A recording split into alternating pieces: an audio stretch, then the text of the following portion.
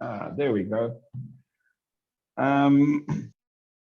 Thank you very much for joining us. I think we had a nice intro, a long talk, and we're falling behind time. So if you all agree, let's just jump right into it. Tim, excuse me if I pronounce your surname incorrectly, Shepman. Would you please open up the floor and tell us more about your microfinance ID and uplink to banking? Yes, can do. I have a presentation. Let me know if you can see it. Got it. We can see it. Okay, awesome. So we are working here in Southeast Asia right now, primarily in Laos, but we are planning to go also to the next countries. We built a digital ledger to link up village banks. So in Laos, we do not have a formal banking system. We have a lot of villages that are not financially included. And therefore, we provided, together with GIZ in a project, a shared microfinance platform. That is LTS Ventures, we are working together with the government in Laos, with the central bank, World Bank, with the World Food Program. This is where actually the climate impact comes in. We're using our platform to distribute funds anticipatory, so that we are forecasting droughts and also forecasting floodings that are unfortunately happening during the rainy season a lot, and also the droughts then on this other side in the summer. And we are distributing those funds through our digital platform because everyone has an ID on our platform. And normally those donor organizations, they have a problem to identify the right people. I will jump right into it. You can see on this picture on the right side, our system. We call it Langshan Banker. That means 1,000 elephants that are helping the villagers. And on the left side, you see an Excel sheet that was used before, but it was, of course, prone to fraud. People changed data, transactions were not properly recorded, and so on. So we have now a proper core banking system with the distributed ledger. So we programmed that all by ourselves. We have a pilot right now in Ethereum, but we would love to transform everything onto Cardano. And also we see that Cardano brings the scale and the speed necessary.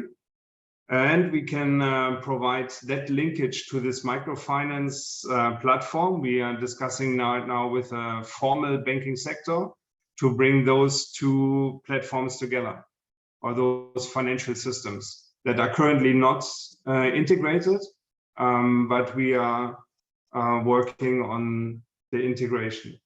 So everything is on our platform role-based. We are helping also with analytics. We are building a credit history for everyone that they can have access to loans. And we have to do, of course, a lot of guidance in terms of processes. You can imagine, because this is happening on the village side, people are not so educated. We have to provide a lot of financial literacy to them. And also we, as you can see on this picture, we decided to run with physical books and a digital system in combination. Because in the village, it's not so easy just to fire up the laptop and look at the transactions. So they have it everything in the book, and then at the same time on our platform. And that's basically it. So we have a huge impact on a social point of view, because we are securing those funds in the villages. The villages starting to have village banks so that they are independent from loan sharks. And at the same time, we are combining that now with weather data from the Lao meteorology department, so that they provide us the data, the weather data, so that we can then, for World Food Program and so on, give the right funds at the right time to the right people. And we're trying to more and more automate this, that the fund disbursement happens right away when there is a flooding or a drought, or even before. because some of the weather data allows us to predict the probability of 90% that there will be flooding in a certain area, and that helps on those villagers on the ground. 1 minute left. 1 minute left. Maybe financial data. We have right now 211,000, 14,000 customers. We are distributed in 6 provinces. We create a monthly ledger for 858 village banks. So it means daily we have 150,000 transactions. And those transactions are currently on our system. As I mentioned before, with a pilot Ethereum wallet, but we are also working with the Ministry of Social Welfare and Labor to roll out wallets towards the population, to have the first pilots in blockchain disbursements. Yeah, and I can share a link later about the impact. That is also quite impressive. The villagers, they love our system, and I'm 25 years in banking. I believe this system or this methodology that was created by GIZ is one of the best microfinance platforms because it's community-based. The villagers in Laos, they can determine about the credit they are giving to someone, and they can pursue projects and have a village fund as well available in their community. All right, 5 minutes for questions.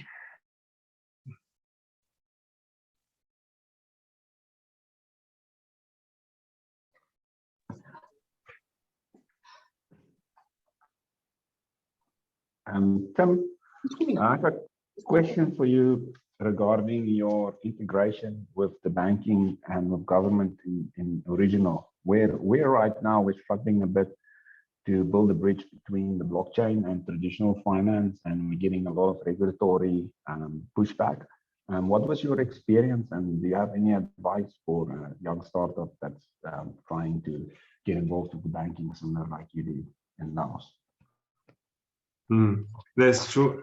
Before I worked like 3-4 years ago, I worked with Everex in Bangkok, and we established a pilot between for migrant workers who came from Myanmar, worked in Bangkok in a factory, and would send money home. We had about 60 meetings with the central bank in Thailand before we got approval. Wow. I think one key is to be persistent and to listen, to try to figure out what the regulatory fears are. I mean, right now we have also a lot of movement in the central bank digital currencies. This is another area where I believe if we get funded, we could help a lot here in Laos to establish even Cardano as a central bank currency. Because the projects here, they started, but they are getting nowhere. We have to respect the banking system and the regulators. At the same time, we can empower the people on the ground, but it has to be, for instance, everything KYC. This is the ID is very crucial in order to prevent money laundering, to prevent that the wrong people can misuse the system to launder money. 60 meetings, wow. Very persistent. That was 6 months, yeah. 6 months, Hi, sorry. Hi everyone, happy to meet you. Hi Mihaela. Hi. All right. I have a question, sorry. So it's an amazing project, but just one question from my collaborator here. Hi, I'm just wondering, so people can receive their salaries in Laotian kip through this system? The Laotian currency, or is it converted into something else? Like it can only support the USDT or other?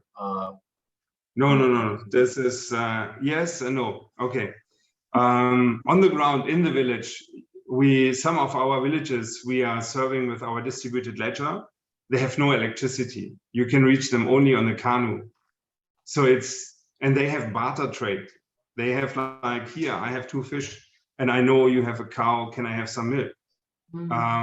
So this is, the salary part is very opportunistic and so on. They do not have a regular salary like we would know in a developed world. At the same time, having said that, we have what our platform provides is an opportunity to regular save money that they would normally not have. They would store cash in their bamboo hut. And when the flooding is coming, all this cash is gone. When a fire comes, the cash is gone. So we had actually a dam break in the southern part of Laos. Let me say, because of this, yes, so I understand the confusion I think it was, because I think this is more like to deposit money, right? It's not really like fintech.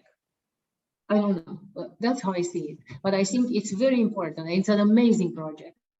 And I think that's why the confusion, yes, was can they be paid or paid and so on, but to keep them safe. But okay, having said that, it's like what we are working also with the Lao government. Sorry guys to interrupt. Sorry, I will contact you. Our time is up.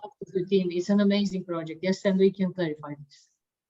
Yes, please, Tim, guys, please, everybody remember to share your links to your socials in the chat channel as well. Okay, will do.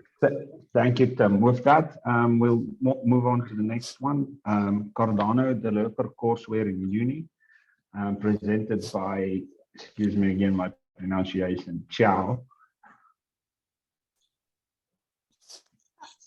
Good evening. I'm sorry I come late because I have a chance Can you with my your screen, the team, so we can see everyone? Yeah, I'm trying to get out there. Stop share. Yeah, I found it. Yes. Okay. Okay. Sorry about that. All right, your time starts now.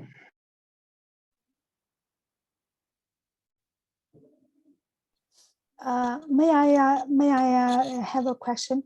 May I make a question? Because as the previous list, our projects belong to Mr. Ning. So as the new list, Mr. Ning has just posted in chat.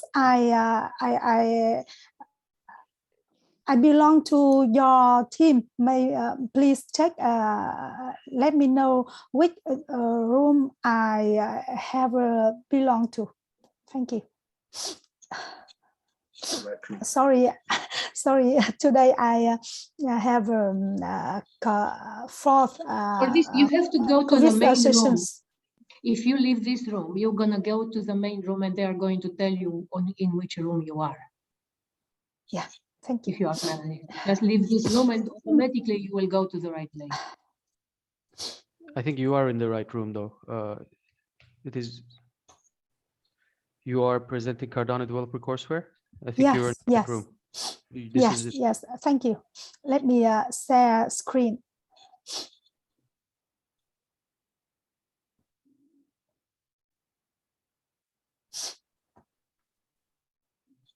Do you see Yes. my screen? Thank you. I'm sorry, we have to be a bit strict with time. You have 3 minutes left. Yes.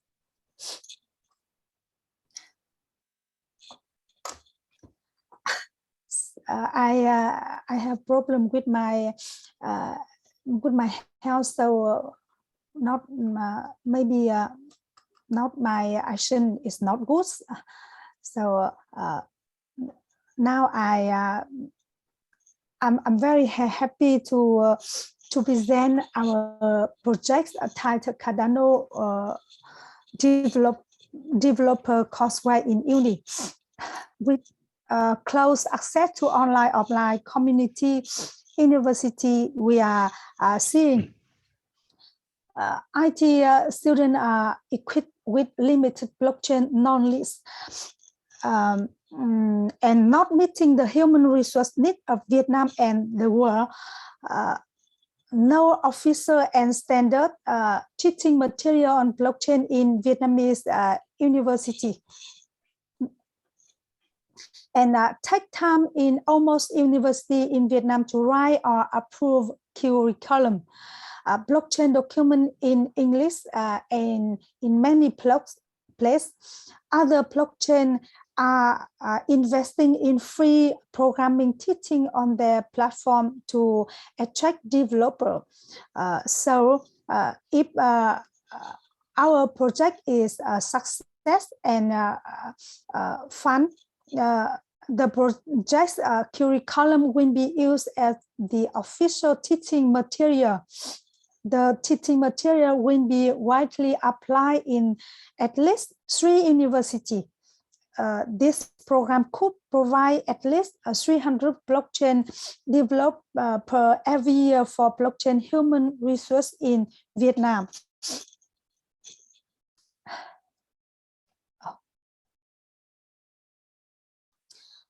To solve this problem, those problems,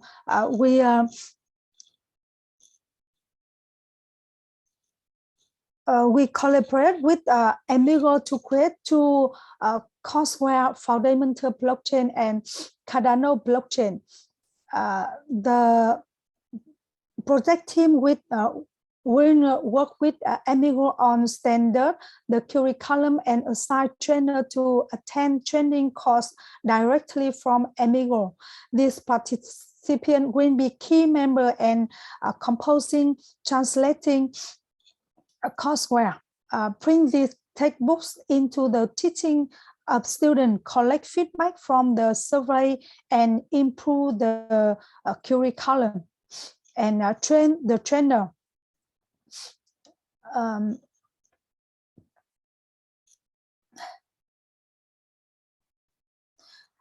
This schedule for project in 3 months is provided in a detailed plan, including a timeline and key milestones for delivering our proposal. Our team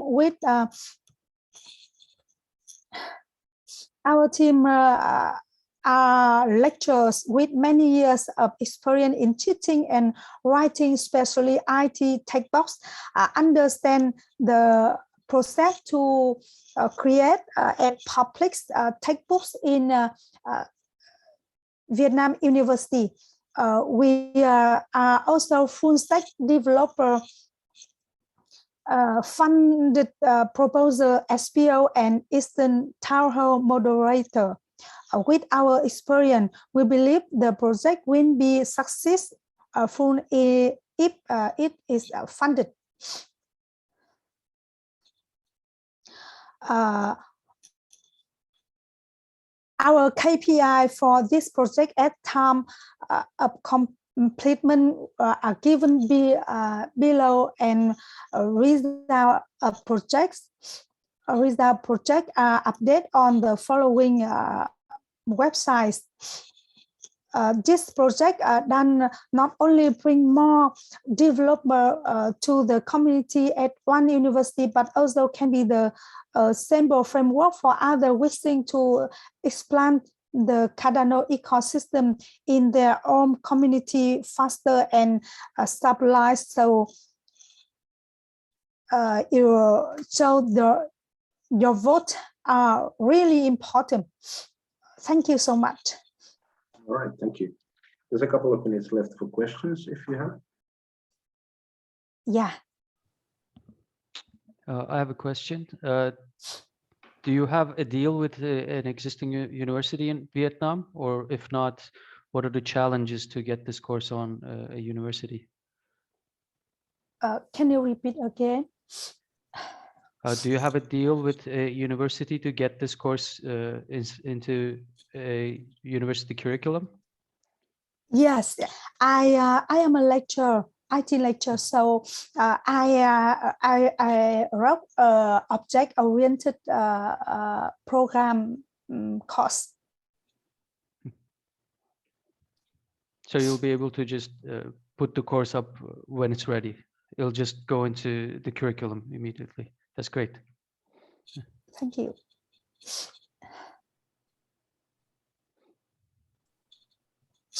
And yeah,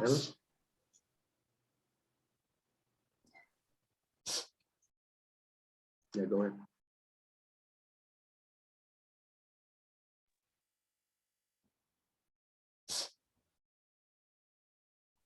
All right, if there's nothing else, Chakan, are you ready? Yes, I will need to share my screen. I can just jump in.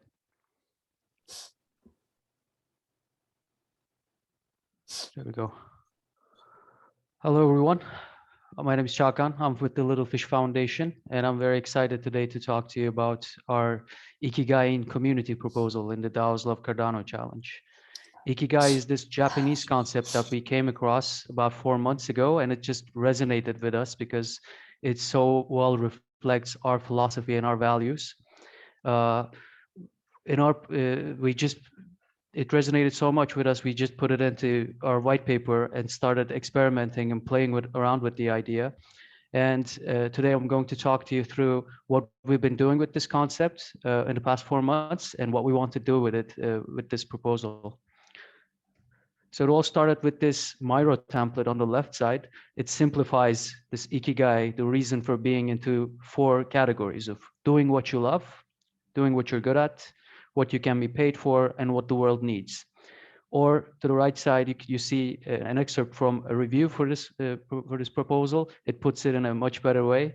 Ikigai is the sweet spot where competence, passion, a higher purpose, and economic incentives meet together. And what we're doing with this proposal is building the software for this quest for Ikigai inside of decentralized communities and DAOs and decentralized environments. So once we had the Miro board, the Miro template for Ikigai, we put it up on our board, but we needed something to play with it. And what we did was we were already brainstorming through drawing bubbles on a Miro board. And you see here our first brainstorming sessions from back in April. And these are all the different features, things we wanted to do, things we needed, problems we could solve, we needed to solve, proposal ideas, and even what emerged from out of this were our working groups. So immediately, once we had the Miro template for the Ikigai, we just joined the two, and it turned into this. And immediately you can see you can communicate many different types of information together in one image much better than you could through words alone. And this is the one I did back in April, one of the first ones we did. And back then it was just putting those bubbles we had onto an Ikigai board. But after that, we experimented with this concept in our community. And then we just realized Ikigai is much bigger than what we thought. And these are some of the examples, my favorites from the board. One of our community members said they're very good at, and they love doing dad jokes. Some of us have found our Ikigai, at least thinking that we have, working on that. Some haven't. Some put great things like peace, love, and understanding into what do I think we need. And some have just taken a completely different approach and changed the wording that we were working with, changing it to what type of payment I will be satisfied with. So people using this concept very different ways. So we created this board. It's on our action board. You can find it in the links. I'll put into right after the presentation. Here we found many purposes for Ikigai. Some we just mentioned, but if we boil them down to it, we have found 2 right now that have emerged.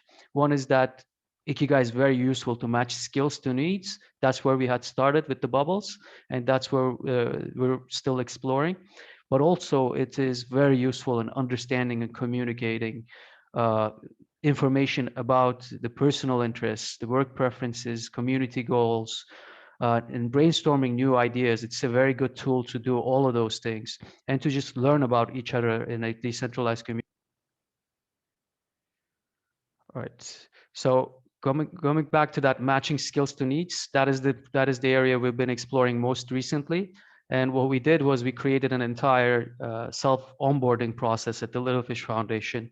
We are an open community. Any of you can just hop onto our boards and fill one of these out. At the left side, we have the roles for all our different working groups and for all of Fund 9, the proposals we do, and some non-proposal roles as well. And you just take some time to learn about all of these and do your Ikigai, and immediately you know exactly what type of work is needed and what you can provide to the community in a way that will fulfill you and get you earning some money as well.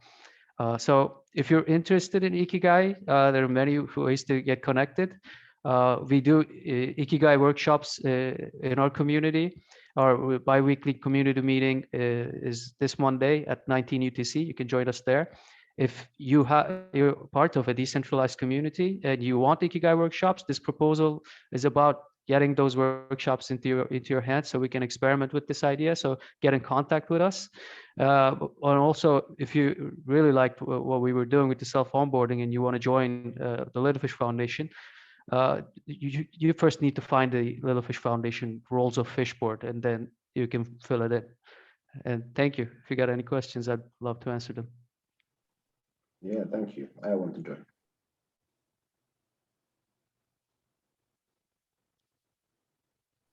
Questions?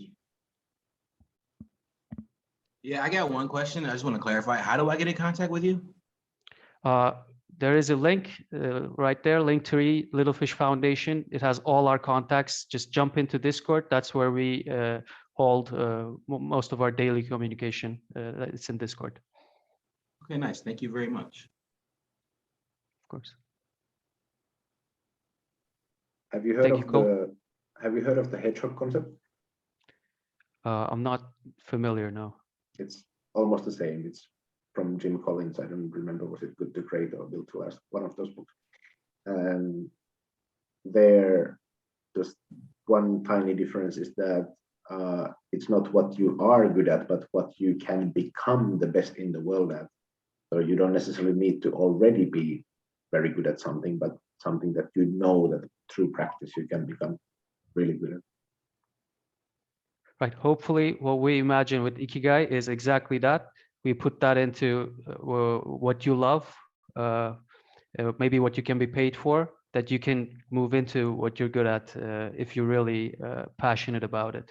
But we're also thinking maybe those different circles could be just entirely different things. That is an area to explore with these workshops as well. If there is a way to make it such, add new areas for those circles, maybe that's also a thing we could do that can incorporate more perspectives. And have you thought of partnerships with other players like Littlefish, for example? We're not familiar with Littlefish. Like we haven't got in contact with them, but we're working with Sustainable ADA, with Cole, with C4C, and some other groups as well, with the Social Design Academy, and hopefully I'm not missing anyone. We're starting collaboration with GPS soon, hopefully. All right. Few minutes more if there are questions.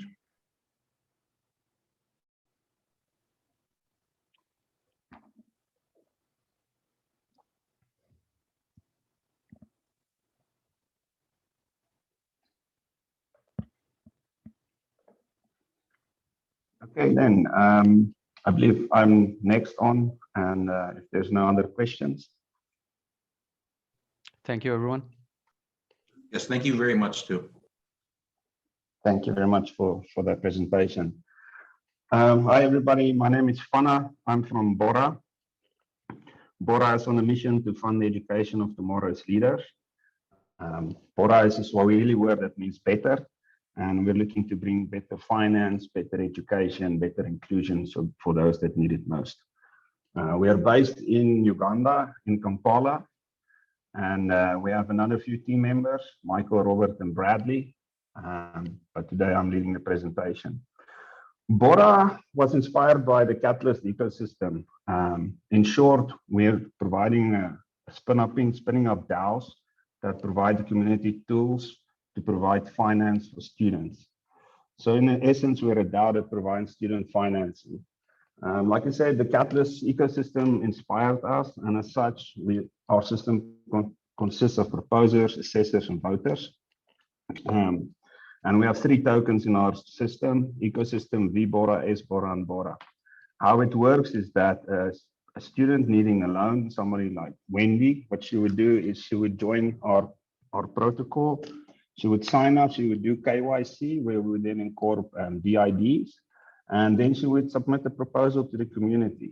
The community would consist mostly of previous students that got loans, and also from students from the university where she is at. So it is community members that know each other, and that is also our mechanism that builds trust. The last one is then assessors. Assessors is people who already got loans. They assess the proposals, and then they present the proposals to the community for voting. Voters consist mostly of the people that provided capital to the pool by staking stablecoin.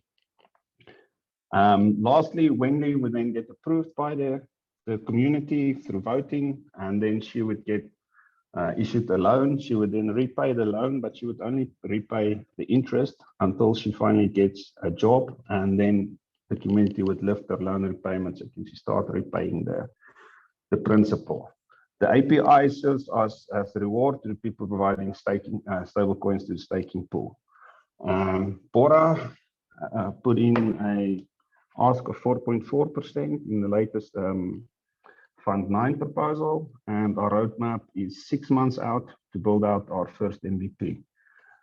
So yeah, that's us in short. Bora, we're hoping to provide the mechanism where the local communities can select and fund proposals for students that need access to funding. Thank you very much. Open for questions. Wow, you only used 2 minutes and 46 seconds. Yeah, I'm quick and fast, and I'm also aware that we're over the timeline.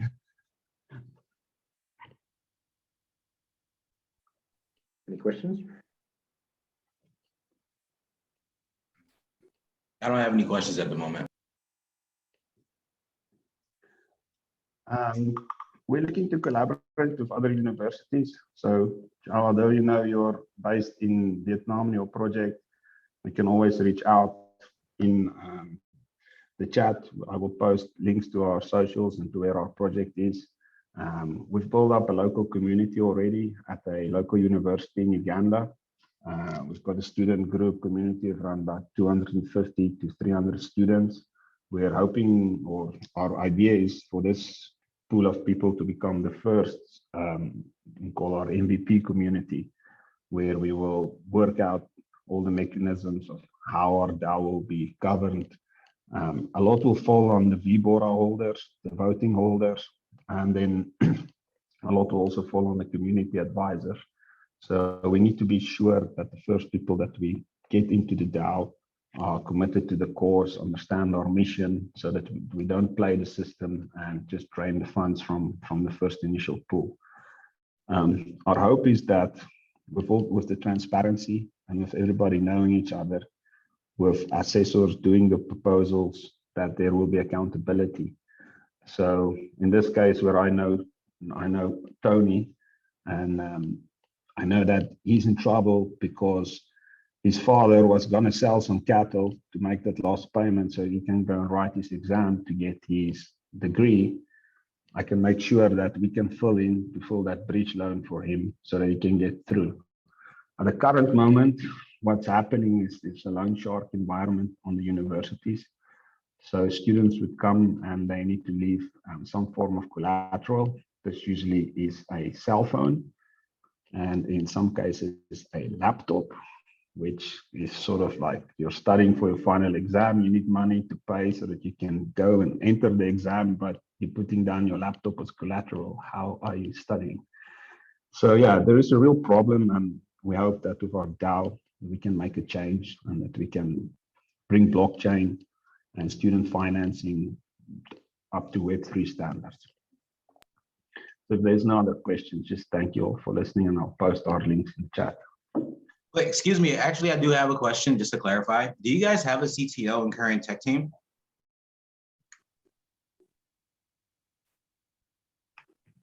Hello?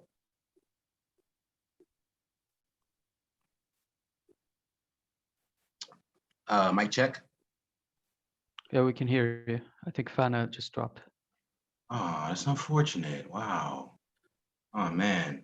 Is there any way to get back in contact with this guy? Do you guys know? There. He was going to drop links, but Well, I posted the proposal link there, the Bora proposal, so maybe you can get in touch through IdeaScale at least. Okay, yeah, I'll accept that.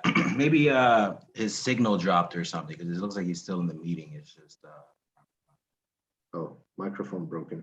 Can you just put in the chat then how to get in touch with him? yes, that would be nice. And then, oh, cool. I think that's him talking right now. My microphone is broken. We'll share. All right, cool. And yeah, 100%. Like I'm interested in what you're doing. I'm interested in providing technical assistance, and I feel like what you're doing aligns with my project actually. So I think the universe is definitely putting us in the same room for a reason. And I see your email, so I'll take that too. Nice. Thank you guys. All right. Great to have connections made. oh, that's so nice that Catalyst does this. Yeah, it's really great. We have one more to go, and that was supposed to be Greg from Empower, speaking about blockchain for good, but unfortunately he had to drop out because the introduction went way too long. He wasn't prepared for that. He had another call. But let me just share my screen. Can you see? Yep. Yes. And I would just say, like, just for the record, I also have something I want to present if that's possible too. Oh, let's see. Okay, so I started the timer for myself, but I cannot see it. Maybe someone else can time me. Anyway, I don't have the slides that he had prepared, but just briefly. So Empower is one of those companies that are part of this Blockchain for Good collective. And their whole idea is that they amplify their impact through these synergistic partnerships. So how it has started is that, for example, Empower has helped World Mobile to establish presence in Mozambique, where they were not before. So together they can provide homes and internet connection, which is already like 2 + 2 = 5, like bigger synergistic impact. So they just started maybe 6 months ago, and they have started collecting the network and accepting new projects. Like this Ethic Hub here is the first one that is actually outside of Cardano. So it's supposed to be blockchain agnostic collective. So it's not only in Cardano, but there's this cross-chain aspect there. So what they need at the moment is to get their global collaboration to a more strategic level where they can decide together, like, where do they want to go, what is their purpose, what are their values, how are they going to get there towards their shared dream. And they need some sort of strategy and structure to get there. And by doing so, they want to engage all of their communities. So all of these different partners, they have different communities, and they want to ask their feedback and input, like what should they be doing. So you can imagine that through 3-4 months of doing this every week, being in touch with the communities and asking for their input and feedback, that there will be very fired up communities after that. So it's not just about the end result, like what ends up being the strategy for them, but also the process, how to get there, the journey that they walk together with the communities. So they needed someone to facilitate that kind of strategy process.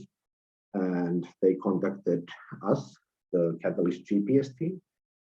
And we started with Catalyst GPS in Fund 8.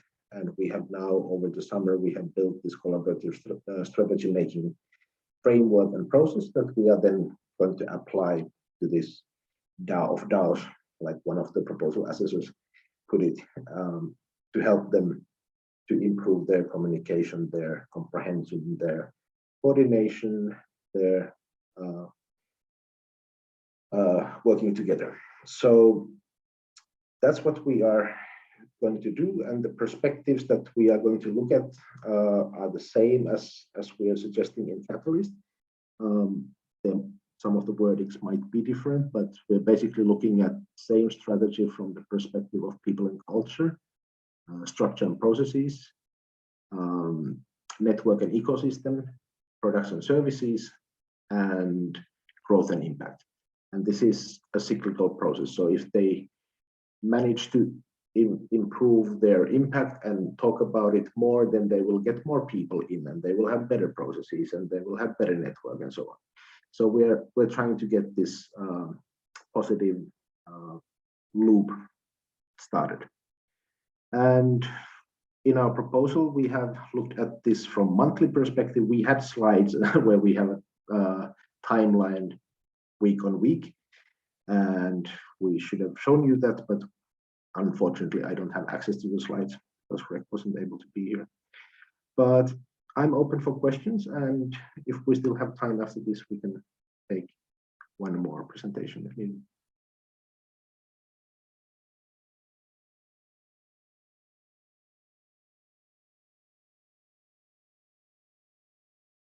Yes, I am ready for this. Are there any questions about this? I will post the link also in a bit. Yes, my question currently is, do you have a tech team or CTO currently? Are you looking for a position? Yeah, actually, I have some technology on deck that's ready, and then also I'm willing to provide help for people that need it. Yeah, I'll drop my email also so we can be in touch. So I dropped my WhatsApp in the group. Do you mind texting me on WhatsApp? Yeah, I'll do that. Awesome.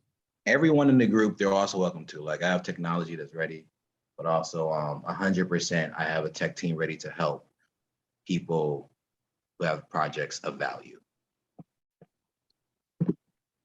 All right, I dropped the link to our proposal in the chat. And is there something, Tony, that you wanted to share?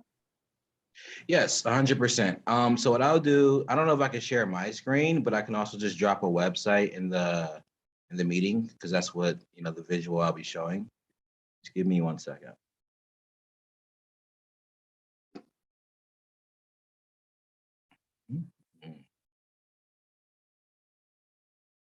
Okay, cool. And then I'll attempt to share screen. Let's see what that feels like. Oh, wow, I was able to. Do you guys see my screen? Yep. All right, cool. So just to give you guys a background, my name is Tony Sparks. I am a full stack developer. I am a blockchain engineer. I write smart contracts. I have background in building banks and cryptocurrency exchanges and crowdfunding platforms. I specialize in helping businesses raise money. And so with my technology that I have, there's definitely numerous applications of it. One of the applications that I'm most proud of is actually called, I like to call the Scholar Token.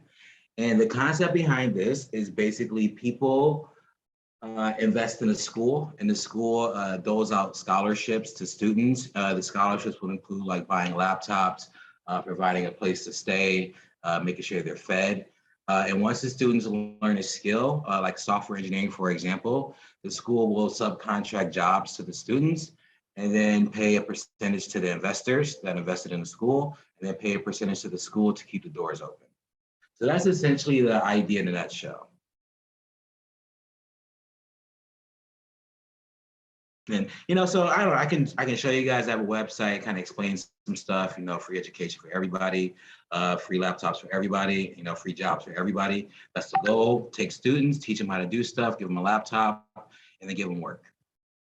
And, how does it work? Basically just in the way that I described it. Donors donate, and then the funds go to the students to educate them, and then we subcontract jobs to them. Then once we start working, then we pay the investors. And so I think this is actually a revolutionary business model, because what this does is it encourages people to invest in the education of others. If you look at the current school system, all it kind of cares about is taking money from students, and then the students are the products. And if the students get jobs, the school doesn't super care about that. It's not like the school is invested in the students getting jobs, but in this business model, it's literally built into it. Not only do we educate the students, but we get them jobs and get them connected to opportunities. And it's like, if the school doesn't do that, produce working students, then like it's not doing its job that it told investors it was taking money for. And ultimately, I think that this will encourage people to invest in the education of others. And I think that will ultimately translate to schools not only just teaching people how to do stuff that maybe they want to learn per se, but pushing things that would economically empower them. I know that there's a lot of people that get educations or degrees, maybe like philosophy, for example. Unless you're a philosophy teacher, there's not a lot of jobs or economic gains for that, right? So the school will be like, hey, if you want to learn, philosophy, that's cool, but also maybe throw software engineering in there too, because we know we can build out jobs to you, right? So I think this would ultimately change the culture of education. And then I think of the world to some degree or another, because people literally invest in the minds of other people and making the minds of other people better. So they're more able to work in professions that to some degree make the most money, and to some degree or another, that's, I think, a very good way to look at it. If you take a kid, maybe in an impoverished nation or just like a bad neighborhood or whatever, and you say, hey, would you like to earn $100 an hour writing software? Of course, they would say yes to some degree, and then you can then take that person, finance them, take their mind and mold it, and now they're like a person worth $100,000 an hour to some degree. So that being said, I will yield the rest of my time to questions and to thoughts. Good, thank you. Is there some geographical focus, or is it born global from the get-go? The whole entire world. This is meant to be more or less an online school, but if we have to have physical locations, I'm down to raise money for that. But I know as a software engineer, I'm self-taught and I learned from online. And so that's why I think it's cool to be online first. Awesome. Any questions?